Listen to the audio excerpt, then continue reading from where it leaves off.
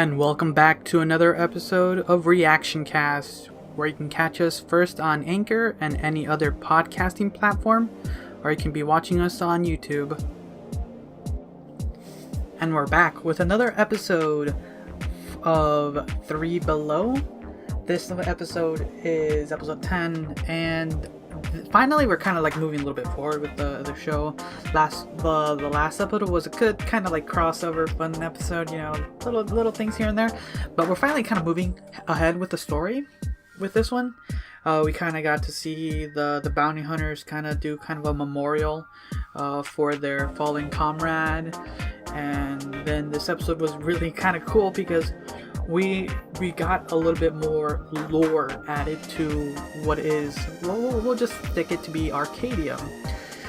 That there is, we know there's aliens, but now we know that the government is actually like highly into this. So although science, conspiracy, all that crazy stuff, we now have confirmed that the government is actually in cahoots with all this craziness. They have knowledge of it. Do they have knowledge of wizardry and trolls? So that's my question. Because this episode was kind of a heist episode, and it's really fun because Stu is like, yes, I escaped from that place. It's funny, you know, it's funny, and I like that.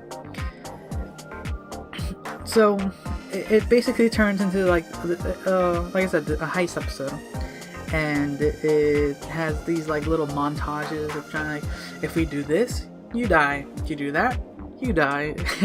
If we do this, do it this way. It was funny. I love what they did there. And then when you finally kind of once they got into facility, like area 49B, I think that's what it was called. You know, hey, not everyone can be an area 51. You know, you have to be a subsidiary of 49B. But you know, they make their way in there, but you know, disguising as some of the other workers, and once inside, they were kind of just sneaking around, trying to do their best, while their robot companions were selling tacos. You can't beat taco trucks, man. Those things are legit. But it was just enjoyable, because we got to see a little bit more of kind of, they ended up finding the ship that Stu ended up crashing there, and getting the item they needed, the part of the engine that they needed, so they can leave the planet finally. On top of that, we got to see kind of the reason Stu kind of wanted to do this crazy re-entry was to kind of save his quote-unquote friend back, this big-ass alien named Buster. And dude, this guy's a beast. Like, he's huge. I'm hoping he makes a comeback later, because he's out in the world now, and you know, he's gonna be an interesting character. Because if I would have seen him back during the Troll Hunter era, I would have thought he was just some mystical creature that resides in that world. But no, he's an alien, so it's kind of cool. But you know, we got to kind of see the head of this organization. I don't think she stated her name. If she did, I do not remember it.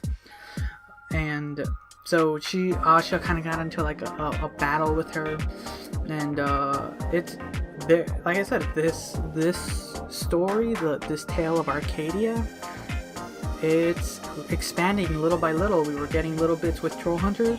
Now we're getting more with 3Below, and hopefully we'll get more with the other series coming out.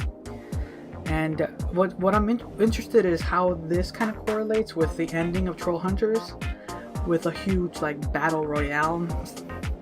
So it's gonna be interesting. And oddly enough, we didn't get really anything from the villain. You know, I don't know if we'll get anything. We might have to wait until next season for that to happen. You know, I don't know. So, but we kind of ended up with Krell kind of getting knocked out, and them kind of finally escaping and everything, and then the general or whatever she is kind of vowing like, oh yeah, I'm gonna hunt them down, and kind of Arbeto Vex kind of like doing an oath of redemption over Krell's unconscious body. You know, he's like, this shows that he truly and honestly is upset of what he did, and he wants to have some redemption, and you can't blame the guy. He feels bad.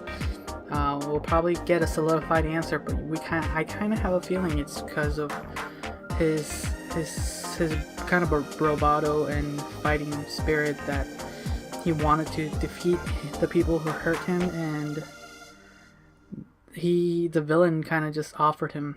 But we'll find out, hopefully. So that's kind of my thoughts on episode 10. Let's get on with the next episode. Until next time.